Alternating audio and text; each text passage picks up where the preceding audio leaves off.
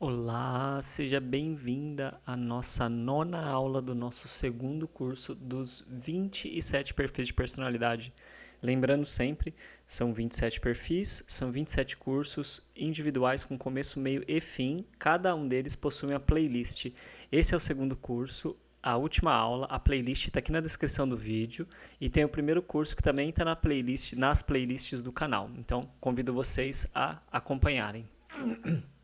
É, Antes de iniciar, peço a licença de vocês para que eu possa pedir, né, licença e agradecer a divina consciência manifestadora de tudo o que é por aqui estarmos e pela oportunidade de juntos e juntas podermos estudar, e peço licença ao seu eu superior para que possamos realmente compartilhar esses aprendizados, esses saberes que a gente vai acessando. Hoje eu também quero agradecer de verdade porque hoje é meu aniversário. Hoje é dia 21 de setembro, né, de 2025. Hoje eu tô fazendo mais uma primavera e falar, né, sobre o tema da aula de hoje, né, que se é pega leve, você não é a sua personalidade, é exatamente uma oportunidade, sabe, de falar sobre esse padrão de comportamento de querer ser o professor que ensina as outras pessoas pelo exemplo.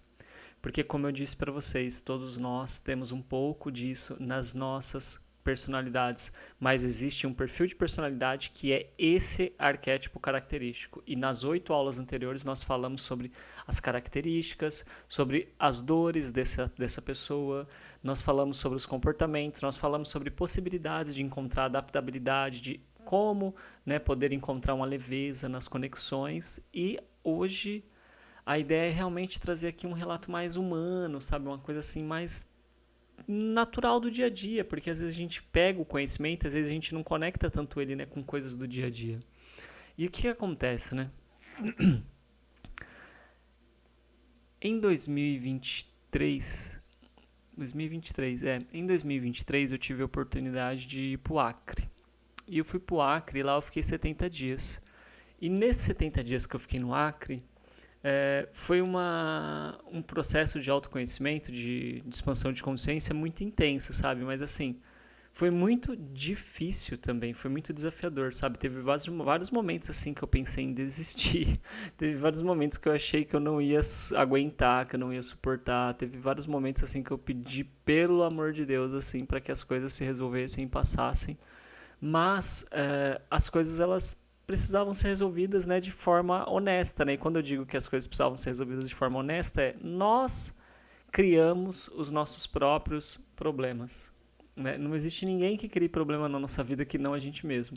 Mesmo que não seja neste momento que a gente está aqui, porque às vezes a gente não lembra quando a gente criou e a gente acha que a gente não criou, a gente fica achando que a gente é uma vítima, mas sempre foi a gente que criou. E passar por esse processo que eu passei lá no Acre no final de 2023, início de 2024, uma das principais coisas que eu entendi lá foi exatamente que tudo que eu estava passando tinha a ver exatamente com a ideia de controle, com a ideia de querer controlar, de querer dominar as coisas. E nesse período, nesse aprendizado, sabe, uma das coisas assim que a vida me ensinou era que nada que está aqui é nosso. Tudo que nós temos aqui é apenas para vivermos uma experiência. Ah, mas e aquilo que eu comprei com o meu dinheiro, com o meu esforço, com o meu tempo de trabalho? Até isso não é nosso. Até isso é algo nos oferecido, mesmo que seja pelo nosso trabalho, pela nossa dedicação, como a oportunidade de algo que vai ser uma ponte para que a gente possa viver experiências. E o quanto é desafiador pra gente, sabe? A gente conseguir sair desses personagens, né, que são os nossos perfis de personalidade, de sair dessas ideias de apego, como falamos nas últimas aulas, né, de que existe um jeito certo, dessas ideias de apego de que a gente sabe e o outro não sabe, e a gente poder perceber que tudo que a gente está enxergando é limitado. É limitado às nossas experiências, às nossas percepções. E tem uma coisa que ela é muito perigosa, mas ao mesmo tempo ela é maravilhosa, que é o quê? O conhecimento. O conhecimento, ele vai fazendo com que a gente perceba algumas coisas, né, com mais facilidade. Só que às vezes a gente esquece que o conhecimento que a gente tem, ele é um conhecimento parcial. A gente nunca tem um conhecimento total. Mesmo que o nosso conhecimento seja o mais amplo possível, é sempre um conhecimento parcial. Então, por mais que eu consiga perceber as coisas, enxergar as coisas com mais facilidade do que outras pessoas, eu sempre tenho um olhar parcial. E nessa a gente acaba se perdendo, por isso que eu falei que o conhecimento ele é maravilhoso e perigoso, porque ele é maravilhoso porque a gente enxerga as coisas com mais facilidade. Então, às vezes a pessoa está passando por uma situação e ela não está enxergando, a gente está.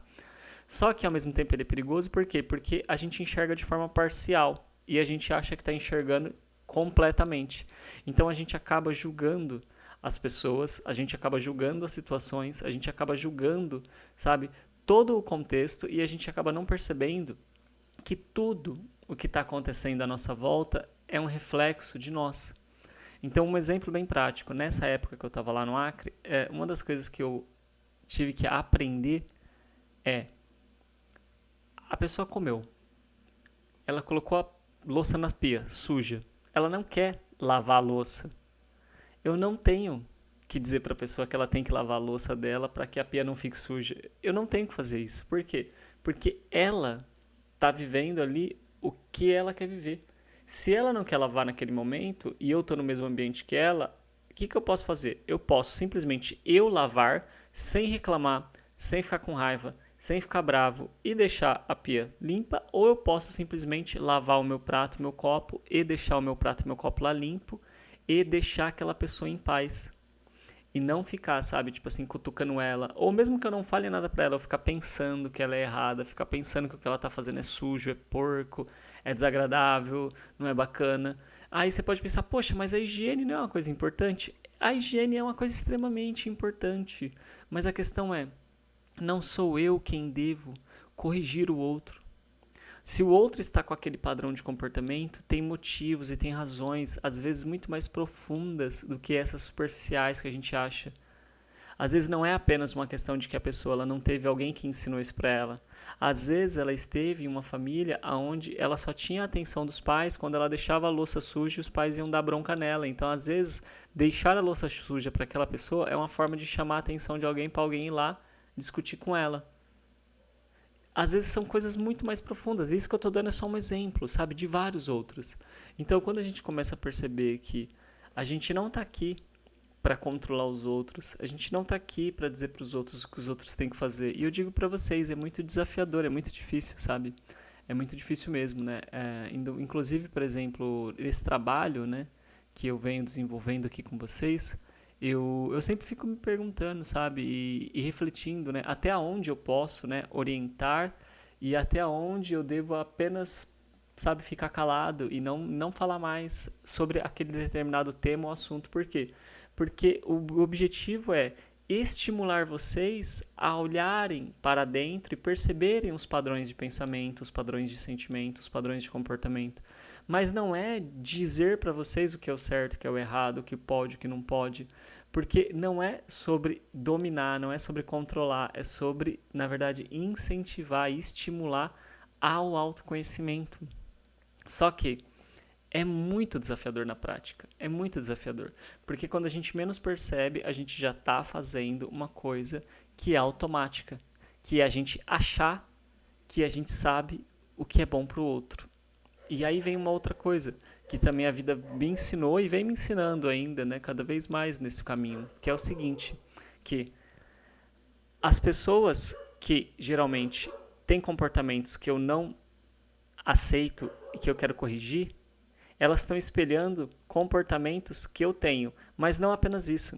Elas estão espelhando pedacinhos, pequenos fragmentos de comportamentos de outras pessoas que são importantes na minha vida, que eu nunca aceitei aquele comportamento naquela pessoa. Por exemplo, nos meus pais. A vida vem me ensinando muito em relação aos meus pais, sabe? O quanto que determinada pessoa que eu me relaciono hoje, a principal característica que ela tem é um dos padrões de comportamento que meu pai, por exemplo, tinha. E eu me relaciono com essa pessoa e às vezes eu tenho dificuldade, por exemplo, de aceitar que ela é desse jeito, mas não é porque eu tenho dificuldade de aceitar ela, é porque eu já tinha dificuldade de aceitar o meu pai naquele padrão de comportamento. E aí agora essa dificuldade vem para essa pessoa. Então, na verdade, eu estou revivendo uma experiência para conseguir aprender a aceitar aquilo lá de trás. No agora, é claro, porque quando eu aprendo a aceitar agora, eu já vou ressignificando lá atrás. Só que para eu conseguir aprender a respeitar no agora e aceitar no agora, eu preciso reconhecer também que isso está vindo lá de trás. Porque aí eu entendo, é por isso que eu estou tendo dificuldade aqui, é por isso que eu acho que isso aqui é errado, é porque eu não concordava lá e era uma pessoa que eu tinha uma afetividade, algo assim. Entendeu? Então eu dei um exemplo assim, tipo do meu pai, né? Mas poderia ser tipo da mãe, entendeu? Da avó, do vô, do tio, do irmão, tipo assim, esse é apenas um exemplo. Mas pra gente perceber, sabe? O quanto que essa coisa da gente querer ensinar as outras pessoas, da gente querer corrigir as outras pessoas, tem muito mais profundidade do que parece. É muito mais profundo, é muito mais além do que a gente pensa. E a gente acha que é somente uma coisa de que eu sei qual é o jeito certo e eu sei, né? Orientar essa pessoa. Não, tem a ver com essas questões emocionais, com essas dificuldades que a gente teve no passado com determinadas pessoas que são significativas na nossa vida e que a gente não conseguiu resolver isso e emocionalmente a gente está com isso preso e a gente está reproduzindo esse padrão emocional em comportamentos de querer ficar, sabe, curando e resolvendo todas as outras pessoas, né? Vi que eu usei a palavra curando, né? Porque honestamente, o que é a cura, né? O que é a cura? Sabe, a cura, ela é muito entendida, às vezes, né, pela sociedade, como a gente ficar normal, a gente ficar igual às outras pessoas. Quando, na verdade, poxa, a natureza, a vida, ela é uma exuberância de diferença, de manifestação daquilo que não é igual, daquilo que não é, sabe, a mesma coisa, daquilo que não copia. É sempre uma diversidade. Então, a cura, sabe, ela na verdade tem a ver com a gente ir para a nossa essência, com a gente ficar diferente de todo mundo, com a nossa diversidade.